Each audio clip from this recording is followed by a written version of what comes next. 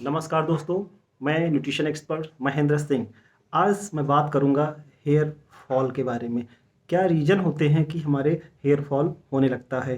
Specially youth में देखा जा रहा है कि उनकी कोई उम्र नहीं होती है, कॉलेज जा रहे होते हैं और या फिर नई नई जॉब में आए होते हैं, तो उनका सडनली देखा जाता है कि 30 32 35 साल की एज में हेयर लॉस हो जाता है और बहुत ज़्यादा हेयर लॉस होने लगता है। तो उसके सम रीजन्स मैं बात करता हूँ।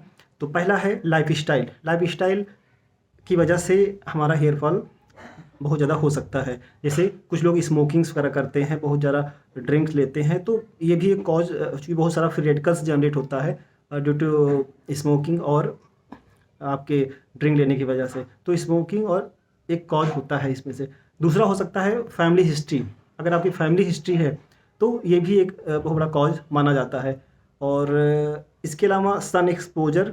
अगर आपका कुछ ऐसा वर्क है, जो लाइफस्टाइल है, आप अधिक सन एक्सपोजर में रहते हैं, तो उसमें जब हमारे स्कैल्प पे बहुत सारा जब सन की रेज पड़ती हैं, तो यूवी रेज जो होती है हमारे प्रोटीन्स को, जो प्रोटीन सेल्स होती हैं, क्यूटिकल सेल्स को, कोटेक्स सेल्स को, उनको डैमेज करती हैं।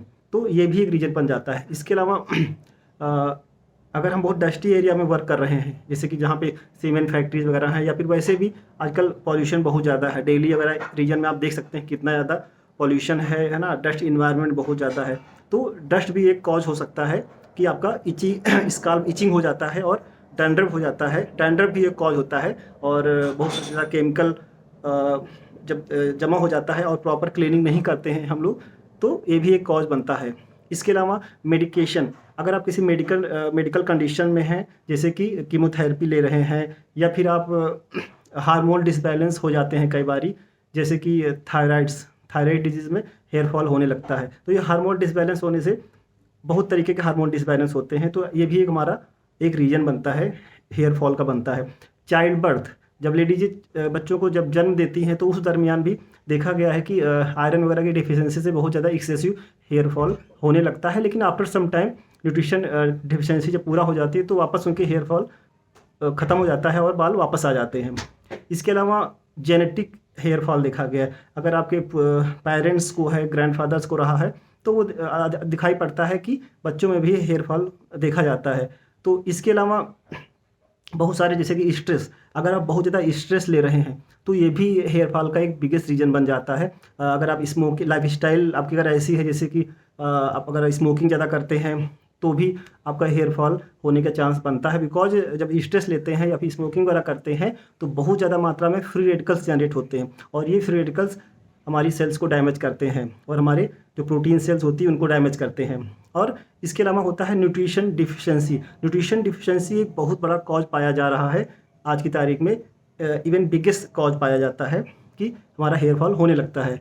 इसके अलावा मैंने जेनेटिक के बारे में बात करी है, न्यूट्रिशन डिफिशिएंसी के बारे में बताया, स्ट्रेस हो गया, कई बार पैचिंग बार्डनेस होने लगती है कि बीच बीच में चकत्ते हो जाते हैं। तो एक बार मैं छोटा था तो मुझे भी हुआ था। इसका तो हम बताएं कि मैंने बहुत सारी मेडिसिन कर ली थी, लेकिन ठीक नहीं हो रहा था। मुझे एक लोकल जो देसी लोग होते हैं, जो किसान होते हैं, उन्होंने मुझे बताया था कि अगर बीच बीच में ये जो चकत्ते होने लगते हैं, तो इसमें क्या होता है कि आप कितना भी ट्रीटमेंट करा लीजिए, इसमें जम्स वायरस आ जाते हैं, तो उस बैक्टीरियाज होते हैं। उसके लिए उन्होंने, एक लेडी थी हमारे वहाँ पे, तो उन्होंने बोला था कि अचार का तेल जितना पुराना हो, अगर आप उसको वहाँ पे लगाते हैं तो वापस आते हैं हेयर फॉल। तो मैंने अप्लाई किया और मेरे बाल विदिन 1 मंथ में सारे आ गए थे। पुराने से पुराना आम का अचार का तेल हो, और जब आप लगाओगे थोड़ा सा मतलब उसमें से पेन तो होता है, लेकिन सारे बैक्टीरियाज मर जाते हैं और एक से 1.5 महीने में सारे बाल कम बैक हो जाते हैं। तो ये एक लोकल नुस्खा मान लीजिए, ज़बरदस्त। मेरे केस में तो बहुत अच्छा काम किया, और मैंने जिनको भी बताया उनको बेनिफिट हुआ। इसके अलावा कई बार स्कैल्प पे अदर इन्फेक्शन हो जाते हैं, ठीक है, ये भी एक कॉज होता है आपका हेयर लॉस का। अब हम बात करते हैं कि सॉल्यूशन की बात करते हैं, है ना। सॉल्यूशन, जैसे कि अगर मान लो, आपको पता होना चाहिए कि हमारे जो बाल होते हैं, अगर आपको ये चीज़ पता है, पहली बात तो हमें घबराना नहीं है, हमें पॉजिटिव सोचना है उसके बारे में, ठीक है। अगर आपको ये पता है कि रिसर्च करी गई है कि अगर 100 बाल तक पर डे गिरते हैं, तो ये एक नॉर्मल माना जाता है, ठीक है। तो आपको टेंशन नहीं लेना है, और जब आप नहाते हैं, आप ऑब्जर्व कर सकते हैं कि 100 बाल जल्दी नहीं गिरते हैं, है ना। अगर बिलो 100 बाल गिरते हैं, तो ये एक नॉर्मल कंडीशन है, तो आपको टेंशन नहीं लेना है। पहली बात तो बी पॉजिटिव, आपको सकारात्मक सोचना है, क्योंकि ज़्यादा टेंशन लेंगे तो और हेयर फॉल होगा, ठीक है। और आपको बताऊं, हमारे बाल 80 से 90% जो बाल होते हैं हमेशा ग्रोविंग फेज में होते हैं। बालों के कई फेज होते हैं, तो हमारे जो 80 से 90% जो बाल होते हैं ये ग्रोविंग फेज होता है, और 1 से 2% जो बाल होते हैं वो फॉलिंग फेज में होते हैं, ठीक है। और करीब 10 से 20% जो बाल होते हैं वो रेस्टिंग फेज में होते हैं। लेकिन जब जो मैंने अभी रीजन्स बताए हैं, इनमें से कोई भी रीजन, स्पेशली न्यूट्रिशन डिफिशियंसी और लाइफ स्टाइल जब हमारी सही नहीं होती है और न्यूट्रिशन प्रॉपर नहीं मिलता है, तो क्या होता है, जैसे कि हमारा जो बालों का जो मैंने फेज़ बताया है, कि मैंने क्या बताया है कि 80 से 90% जो बाल हैं हमारे हमेशा ग्रोविंग फेज में होते हैं, और 10 से 20% जो बाल होते हैं वो रेस्टिंग फेज में होते हैं, 1 से 2% जो बाल होते हैं फॉलिंग फेज में होते हैं। तो जब न्यूट्रिशन डिफिशियंसी प्रॉपर नहीं मिलती है तो ये उल्टा हो जाता है। जो क्या होता है, जो रेस्टिंग फेज वाले हैं वो पूरा, जो हमारे 10 से 20% ग्रोविंग, जो हमने बताया कि 80 से 90% जो बाल ग्रोविंग फेज में, वो सीधा आराम फेज में चले जाते हैं और एक्सेसिव हेयर फॉल होने लगता है। तो इसको कर क्या सकते हैं, तो मैं आपको बताऊं सबसे आप बढ़िया और बेस्ट तरीका है, पहला काम है आप प्रोटीन की डिफिशियंसी, चूँकि हमारे जो बाल हैं 65% से लेके 95%, यानी कि 65% से लेके 95% जो बाल होते हैं, बाल का हिस्सा होता है, जो जड़ों वाला हिस्सा जो स्पेशली होता है वो प्रोटीन से बना होता है। तो हमें पहला काम क्या करना है, हमें एक अच्छी क्वालिटी, हमें प्रोटीन की क्वांटिटी को इम्प्रूव करना है। क्योंकि हम सब जानते हैं कि भाई जितना हमारा वजन है उतने ग्राम खाना है प्रोटीन, वो हम लोग अंडर डिफिशिएंट, हम सब लोग आधा भी प्रोटीन नहीं ले पा रहे हैं। तो हमें प्रोटीन की खुराक को बढ़ाना है। प्रोटीन के बहुत सारे सोर्स हैं, दूध, दही, अंडा, सब जानते हैं, पनीर है, दही है, नट्स हैं, ठीक है। ऐसे बहुत सारे बेस्ट सोर्सेज हैं, और हम प्रोटीन सप्लीमेंटेशन भी कर सकते हैं। अगर वेगन प्रोटीन मिल जाता है तो दैट इज़ बेस्ट, है ना, जिसमें 9 अमीनो एसिड्स वगैरह हों। तो इस तरह से हम प्रोटीन का इंटेक इंप्रूव कर सकते हैं। तो जब प्रोटीन का इंटेक इंप्रूव होता है, तो जब आप 1 महीने तक प्रॉपर न्यूट्रिशन का ध्यान देंगे तो आपका हेयर फॉल रुकेगा। इसके अलावा बहुत सारे विटामिन एंड मिनरल्स होते हैं, वो भी हमारे बालों में होता है, ठीक है। जो हमारी, जब आप बाल की संरचना देखते हैं तो क्या पाएंगे, जैसे कि इसमें बी विटामिन बहुत इंपॉर्टेंट रोल अदा करते हैं। B12 है ना, B1, B3, specially B series बहुत हेल्पफुल होती है बालों के लिए, है ना। विटामिन सी बहुत मेन होता है। जिंक है। इसके अलावा आपका विटामिन डी, ये स्पेशल कुछ ओमेगा 3, ये ऐसे विटामिन एंड मिनरल्स है ना।